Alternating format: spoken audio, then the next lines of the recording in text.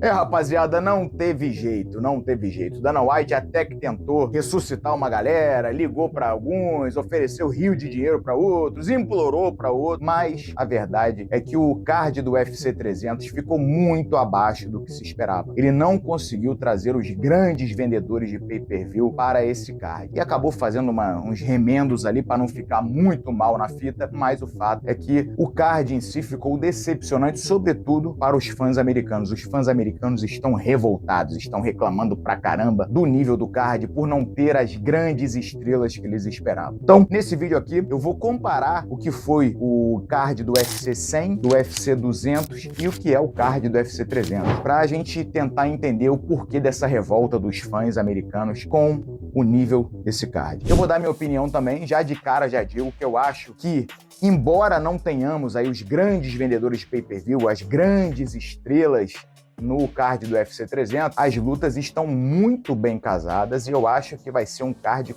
só com lutão. Quer dizer, só com lutão. Sempre tem um ou outro para decepcionar. Mas a grande maioria das lutas eu acho que vai ser muito boa, vai ser muito excitante de assistir esse evento para os fãs. Mas, sim, também concordo com a galera aí que tá dizendo que faltaram os grandes nomes. A gente tá falando de um card, meu irmão, que acontece aí, sei lá, de 10 em 10 anos praticamente, né? É emblemático, né? Vamos aqui, ó. Olha, preste atenção o que foi o UFC 100, para você sentir o drama depois do que tá sendo o UFC 300. Vamos lá. Olha o card principal do UFC 100. Mark Coleman contra Stephan Bonnar. Meu irmão, Mark Coleman, pô, uma lenda, né? Pô, nos Estados Unidos, então, cara, naquela época lá, foi o cara que inventou o ground and pound. Pô, monstro. Depois teve Yoshihiro Akiyama contra Alan Belcher. Matéria de nome, a mais fraca do card, mas o Akiyama, né, uma estrela máxima no Japão, e nessa época os Estados Unidos tava aqui, ó, de olho no mercado japonês. E o Alan Belcher sempre vendeu muito por conta daquele estilo dele, né? Aí depois, olha só, Dan Henderson contra Michael Bisping. Cara, uma das maiores estrelas da história do MMA americano contra uma das maiores estrelas do MMA inglês. Dois mercados que o UFC tem aí como as meninas dos olhos da organização. Depois tivemos Jorge St-Pierre, talvez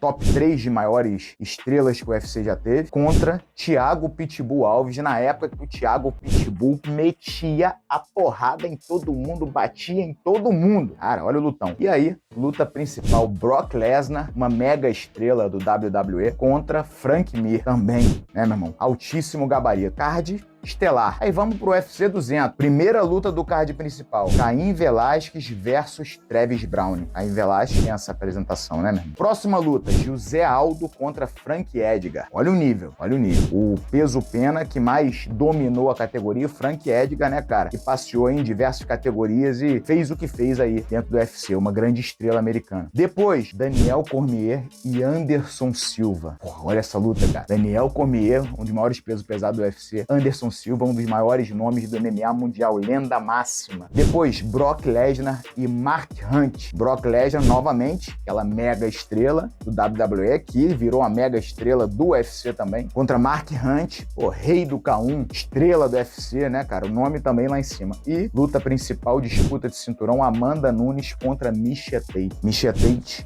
grande personalidade do MMA feminino nos Estados Unidos. Baita card, né? Agora vamos ver o UFC 300. Charles Oliveira contra Arman Tsarukyan. Lutaço. Tecnicamente falando, lutaço. Lutaço. Acho até que é uma das lutas mais perigosas até hoje pro Charles do Bronx. Charles do Bronx, uma estrela, beleza. Não tem aquele apelo todo nos Estados Unidos que tinha, por exemplo, um Anderson Silva, né? Mas, tudo bem. Tem nome, tem gabarito pra estar no UFC 300 no card principal, beleza. Agora, contra quem? Arman Tsarukyan. Garoto que é brabíssimo, vem surgindo agora, pô, lá da Armênia, né, meu irmão? Um lugar que não tem grande representatividade no MMA mundial, um cara que não vende muito, então é meio você pegar o Charles e nivelar ele por baixo nesse tipo de evento. Se fosse o Charles contra o Islam Makhachev, opa, aí sim, luta de UFC 300. Próxima luta, Kelvin Kattar contra Aljamain Sterling. Kelvin Kattar, Aljamain Sterling, poderia ter sido um grande vendedor de pay-per-view, não sei o quê, mas as últimas performances dele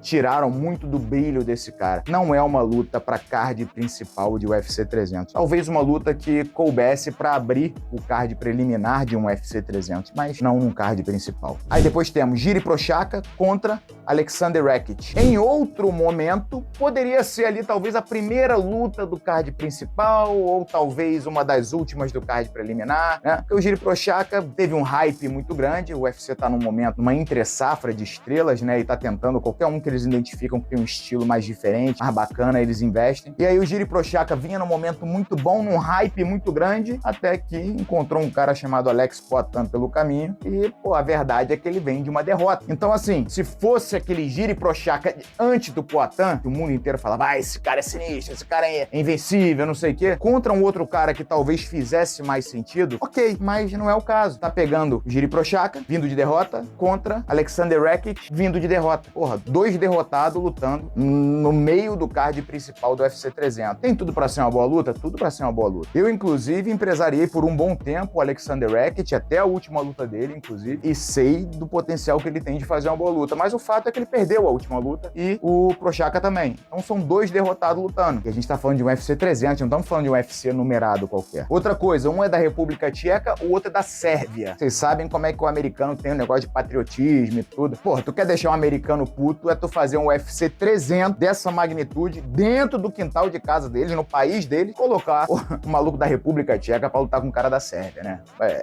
É um anticlímax. Tão anticlímax como a luta do Common Event. Luta do Common Event, Weili Zhang contra Xiaonan Yan. 2 brabezas, tem tudo pra ser um lutão. Só que são 2 chinesas. Cara, já é difícil mulher vender pay-per-view. A verdade é essa. Já é difícil a mulher ser uma boa vendedora de pay-per-view. Ronda Rousey é a parte, né? Uma ou outra. Mas 2 chinesas ainda, num Common Event do UFC 300, nos Estados Unidos, é muito doido. Não faz muito sentido. E aí a gente vai pro evento principal, pro Main Event, e é o Alex Poatan contra o Jamal Hill. Que, vamos ser sinceros, Alex Poatan tem gabarito pra estar no UFC 300? Tem. É um grande vendedor de pay-per-view? Não. Mas tem gabarito, tem gabarito. Pelo que vem fazendo, tem gabarito total pra estar no UFC 300. Jamal Hill tem gabarito pra estar enfrentando o Poatan? Tem. Mereceu. Fez o seu caminho até aqui pra enfrentar o Poatan. Agora, essa é aquela luta que vai fazer ninguém falar, caraca, meu irmão, evento histórico, UFC 300, essa luta que eu queria ver. Não, não é. Se fosse um Alex Poatan contra, sei lá, um John Jones, opa, concorda? Agora, Alex Poatan contra Jamal Hill